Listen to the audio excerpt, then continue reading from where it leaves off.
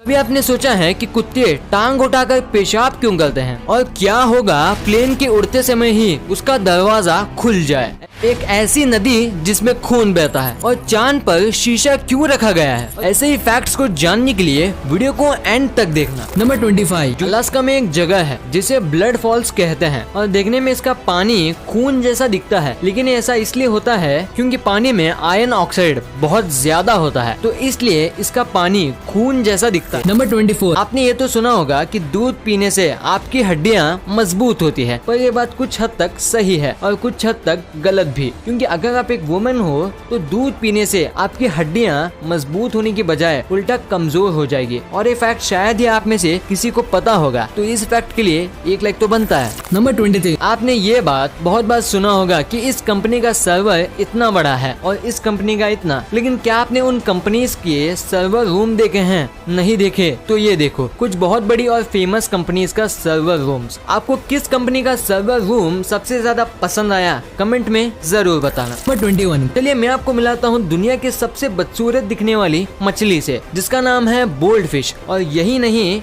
इसे world's most ugliest fish का award भी मिला है और ये मछली साउथ ईस्टर्न ऑस्ट्रेलिया और तस्मेनिया जैसे इलाकों में पाई जाती है। नंबर 20, आपने बहुत से दिनों के बारे में तो सुना ही होगा, पर आप बिलीव नहीं करोगे कि रेड हेड डे ये नाम का डे भी मनाया जाता है। इस दिन हजारों से भी ज्यादा लोग जिनके बाल नेचुरली ही रेड होते हैं वो एक जगह इकट्ठे होते हैं स्मॉल टाउन ऑफ ब्रीडा में इस दिन को सेलिब्रेट करने के लिए। नंबर 19, ये देखिए साल 2009 की सबसे मिस्टीरियस और अनएक्सप्लेन्ड फोटो। इस फोटो को जनवरी 22 सुबह 11:10 पे खींचा था। इस इमेज को जो चीज सबसे ज्यादा मिस्टीरियस बनाती है वो है ये अमेजिंग सी चीज जिसे अभी तक साइंटिस्ट भी नहीं समझ पाए हैं। नंबर 18, ये जो फोटो मैं आपको दिखाने वाला हूँ ये पिक्चर हमें बताती है कि किस तरह स्मोक यानी धुएं के पार्टिकल्स एयर में ट्रैवल करते हैं। नंबर 17, इस सूट को दुनिया का सबसे एक्सपेंसिव सूट माना जाता है और ये किसी और का नहीं बल्कि हमारे ऑनरेबल पीएम नरेंद्र मोदी का है। नंबर 16, नील आर्मस्ट्रांग, जिन्हें कि आप सब जानते हो,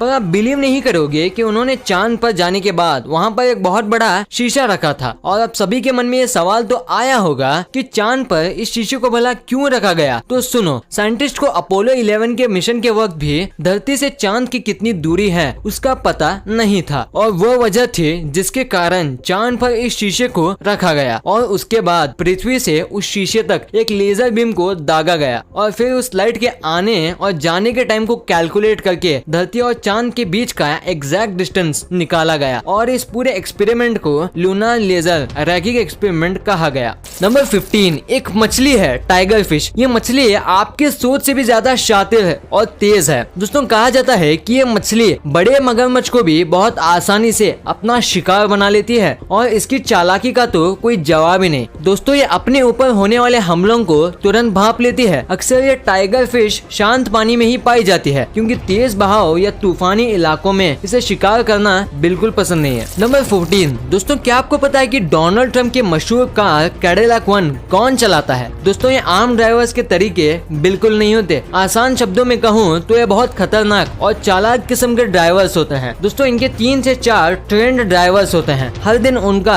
हेल्थ चेकअप भी किया जाता है और इन्हें खुद पता नहीं होता कि वो आज कौन सी कार को चलाने वाला है। दोस्तों प्रेसिडेंट के ड्राइवर को हर मामलों में तैयार रखा जाता है कि वो किसी इमरजेंसी सिचुएशन में भी गाड़ी को भीड़ से निकाल ले और कैडिलैक 1 जैसी बड़ी गाड़ी को भीड़ से निकालना कोई आसान बात तो नहीं है। नंबर 13, दोस्तों लगभग आप में से काफी लोग कार ड्राइविंग को तो जानते ही होंगे, लेकिन क्या आपको पता है कि जिस फिजिक्स पे ये कार्स चलती हैं उसके मास्टरमाइंड एल्बर्ट आइंस्टाइन को खुद कार ड्राइविंग नहीं आती थी। पर दोस्तों आपको तो पता ही होगा आज के मुकाबले उस वक्त कार ड्राइविंग इजी नहीं होती थी और आइंस्टाइन को भी हर हालत में वॉकिंग करके काम करना पसंद था, इसलिए उन्होंने कार ड्राइविंग सीखने की कोशिश ही नहीं की। नंबर 12, दोस्तों आपकी स्क्रीन पर मौजूद तस्वीर में ये दो इंसान आपको एक ही लग रहे होंगे, लेकिन आपको बता दूं ये दो अलग अलग इंसान हैं, पर हाँ ये दिखते बिल्कुल एक जैसे ही हैं। इसलिए दोस्तों यही वजह है कि आइडेंटिफिकेशन के लिए फिंगरप्रिंट का इस्तेमाल किया जाता है। और हैरान कर देने वाली बात तो ये है कि इन दोनों का नाम भी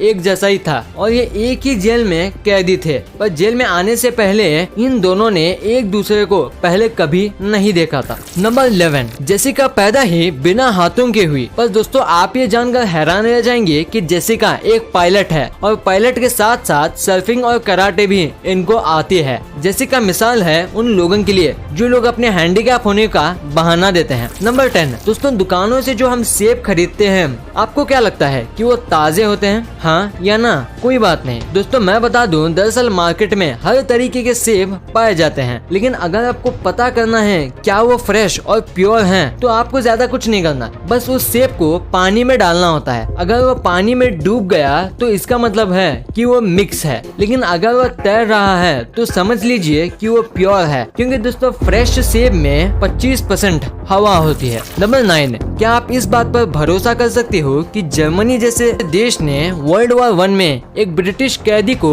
खुलेआम रिहा कर दिया? लेकिन हाँ दोस्तों, ये सच है कि उसने रिहा तो किया, लेकिन वो इसलिए कि उस ब्रिटिश कमांडर की माँ बहुत बीमार थी और उसने ये शर्त रखी थी कि उसके बाद अफसर को वापस आना पड़ेगा, और इस शर्त के साथ उन्हें छोड़ दिया गया। दोस्तों बातों को ध्यान में रखते हुए वो वापस तो आए और 9 महीने की सजा के बाद कुछ कैदियों की मदद के साथ वो वहाँ से भाग निकले। नंबर 8, दोस्तों बचपन में क्या आपने इजिप्शियन मम्मी जैसी कोई कहानी सुनी है, या फिर आप इन्हें सच मानते हो या नहीं? इस फैक्ट में मैं बात करने वाला हूँ एक 5000 साल से भी ज्यादा पुराने मम्मी की, जिसे बर्फीले पहाड़ों पर एक इंसान ने ढूंढा था। आज के वक्त वो मम्मी अब तक की खोज के हिसाब से सबसे पुरानी मम्मी मानी जाती है। 1991 में जिस इंसान ने इसे देखा था उसे लोग ओडजी के नाम से जानते हैं, और शॉकिंग बात तो ये है कि ओडजी की मौत भी 2004 में उसी बर्फीले पहाड़ों पर हुई थी। नंबर 7, दोस्तों जैसे कि आपको पता है कि इस दुनिया में मौजूद सभी जीव एक जैसे नहीं होते, लेकिन दोस्तों क्या आप इस बात पर विश्वास कर सकते हो कि कुछ ऐसे भी जीव होते हैं जो भूख की तड़प से अपने आप को ही खाने लगते हैं? जी हाँ, ऑक्टोपस एक ऐसा एनिमल है जिसे कि अगर भूख लगे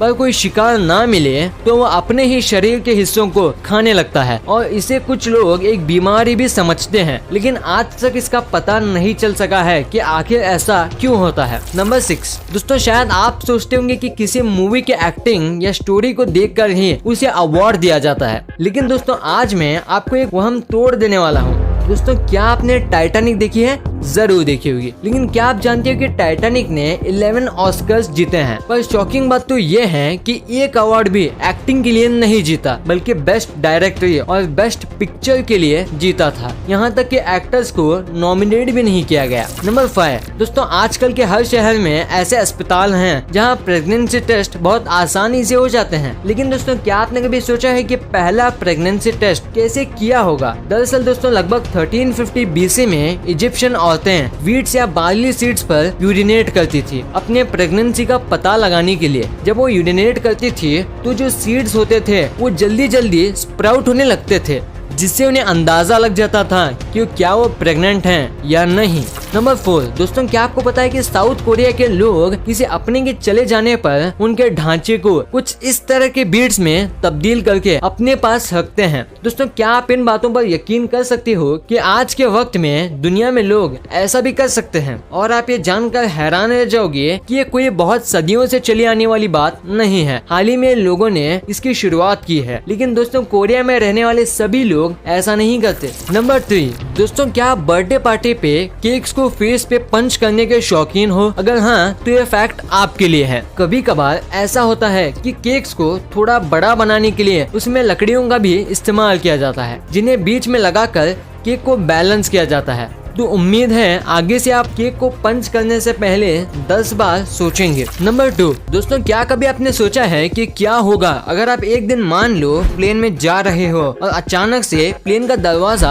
हवा में ही खुल जाए, तो फिर इसके बाद क्या होगा? पर गाइस इस सिचुएशन में प्लेन में क्या होगा ये जानने से पहले मैं आपको बता दूं कि जब प्लेन एयरपोर्ट से टेक ऑफ करते हैं तब उसके अंदर का प्रेशर बाहर के प्रेशर के ही बराबर होता है, पर प्लेन जैसे जैसे हवा में ऊपर जाता है प्लेन के अंदर का प्रेशर भी बढ़ने लगता है। और मान लो अगर प्लेन का गेट गलती से या किसी प्रॉब्लम के चलते खुल जाए, जो टेक्निकली इम्पॉसिबल है, तो फिर दोनों जगह के अलग अलग प्रेशर के चलते सभी चीजें प्लेन के बाहर जाने लगेगी, चाहे वो प्लेन में सफर कर रहे पैसेंजर ही क्यों ना हो। पर इस प्लेन का दरवाजा खोलने का तरीका और बनावट इतना यूनिक होता है कि उसका हवा में ही डोर खुलना इम्पॉसिबल है। नंबर 1, आपने डॉग्स को कुछ इस तरह से अपनी टांगों को उठाकर टॉयलेट करते देखा ही होगा, बट गाइस आपने इसके पीछे का रीजन जानने का कोशिश किया है? दरअसल डॉग्स अपने कैप्चर्ड एरिया को लेकर बहुत सतर्क होते हैं और वो ये कभी नहीं चाहते कि उनके एरिया में किसी और डॉग की एंट्री हो, इसलिए वो टॉयलेट करते समय इस बात का ध्यान रखते हैं कि वो टॉयलेट ऐसी जगह पर हो जहाँ पर बाकी डॉग्स की नाक आसानी से पहुँच सके, यानी कि कुछ हाइट पर। और इसी हाइट को अचीव करने के लिए डॉग्स अपनी एक लेग को उठाकर टॉयलेट करते हैं।